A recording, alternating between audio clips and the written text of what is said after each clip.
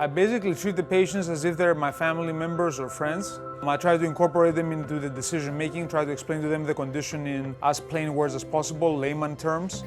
Your wrist itself is fine.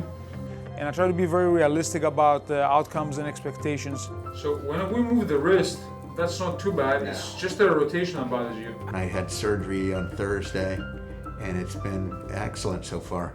He's been terrific. He came highly recommended from friends and family that have used him before. The drill hole is right at the right spot. That looks good. I try to avoid surgery if possible. We try to reserve surgery as a last resort for most conditions. Both arms up, straight up as you can get them. Rotate the hands away from each other like that. I'm very pleased that he took a non-surgical approach. I'll get a shot and see what kind of results we get.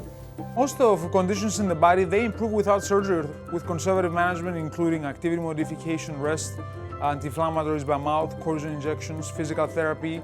Some conditions are amenable to injections with other agents such as lubricants for joint arthritis or growth factors for degenerative or partially torn tendons. Your extension is good, but the flexion is still pretty painful.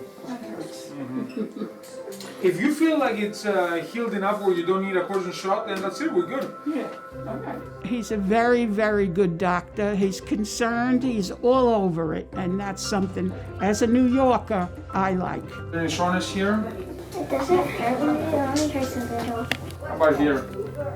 A little. He's been good to deal with, providing a lot of information so we know what to expect with Ruby, and he's been very gentle with her, and I think she was really scared coming in here, and I think he calmed her down and made her feel better. So it was an overall good experience.